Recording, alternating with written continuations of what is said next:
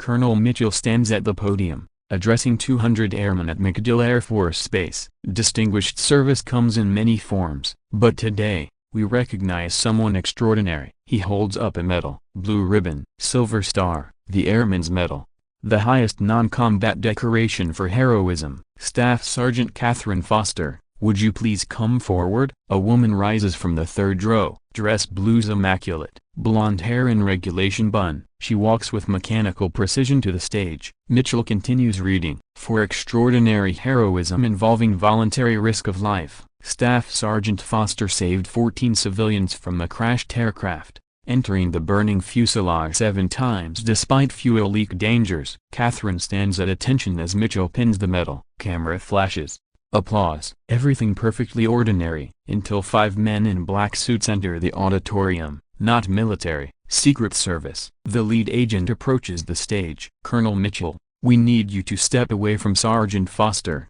Excuse me, sir, please step away. Now, Mitchell's confusion turns to anger. This is a military ceremony on a military base. You have no authority. The agent produces a document. Mitchell reads it. His face transforms from anger to bewilderment. This is signed by the president. Yes, sir, please step away. Katherine hasn't moved, hasn't reacted, still at perfect attention. A convoy of black vehicles arrives outside. Through the windows, everyone can see them. 7 identical SUVs. Diplomatic plates. Engine running. The lead agent speaks into his earpiece. Package identified. Awaiting confirmation. The auditorium doors open again. This time, it's not agents who enter. It's the President of the United States. 200 airmen rise instantly. The President waves them down, but his eyes never leave Katherine. Hello, Guardian. One word. Guardian. Katherine's rigid posture breaks slightly. A micro-expression of recognition.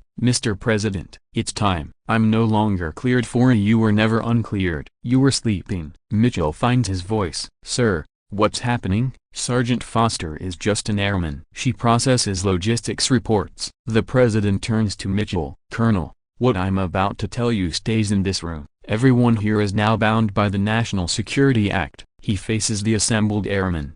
5 years ago, a cyber weapon called Blackwater threatened to destroy America's entire defense network. Nuclear launch codes, satellite controls, everything. The attack was stopped by someone called Guardian, the greatest cyber warfare specialist we've ever produced. He looks back at Katherine. That person disappeared after the mission, chose to enlist as a regular airman, hide in plain sight. We respected that choice. Until now. Katherine's voice is steady. What's happened? Blackwater's back. Modified. Upgraded. It breached NORAD 6 hours ago. A murmur runs through the crowd. NORAD. The nuclear shield. We need Guardian. Katherine closes her eyes. When she opens them, something has changed. The mild-mannered logistics sergeant is gone. How bad? They're already in 17 systems. In 4 hours. They'll have nuclear launch capability. Impossible. I built safeguards and they found a way around them. They studied your old code for 5 years. They know your patterns. Katherine processes this. They don't know all my patterns. She pulls out her phone. Not standard military issue.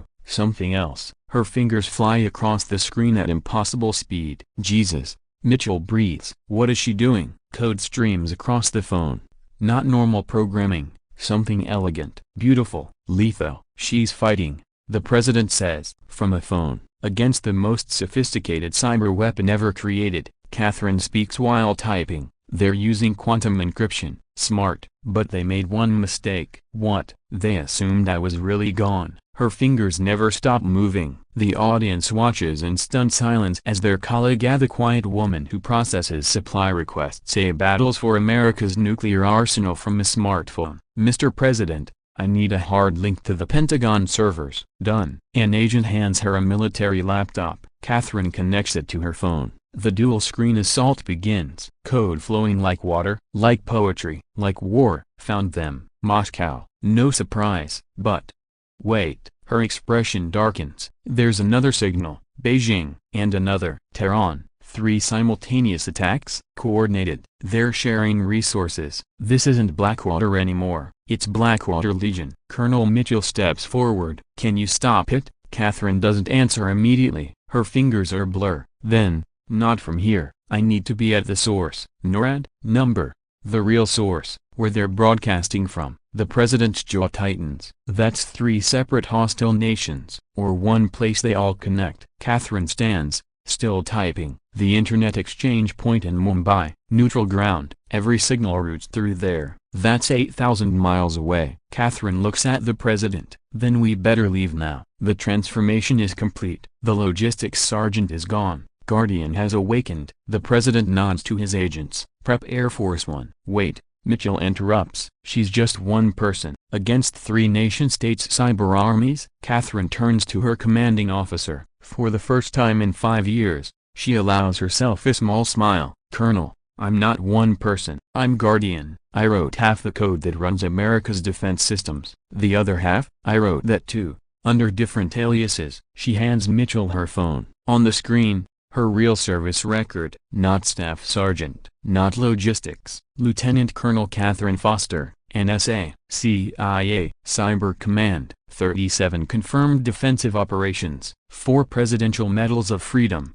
all classified. You've been saluting the wrong rank for 3 years, Colonel. Mitchell's face reddens. Ma'am, you couldn't have known. That was the point. The president moves toward the door. Guardian, we need to go. Katherine starts to follow, then stops. Turns back to the assembled airmen. Every one of you serves in your own way. Some fly, some maintain, some process logistics, and sometimes, some of us save the world from a basement terminal at 3 a.m. while everyone else sleeps. She unpins the Airman's Medal from her uniform, hands it back to Mitchell. Give this to someone who deserves it. My heroism was never about burning aircraft. As she walks toward the president's convoy, her fingers never stop typing, fighting a war nobody can see, defending America one line of code at a time. Mitchell watches the convoy disappear. The laptop Katherine left behind still shows streaming code. Then, suddenly, a message appears.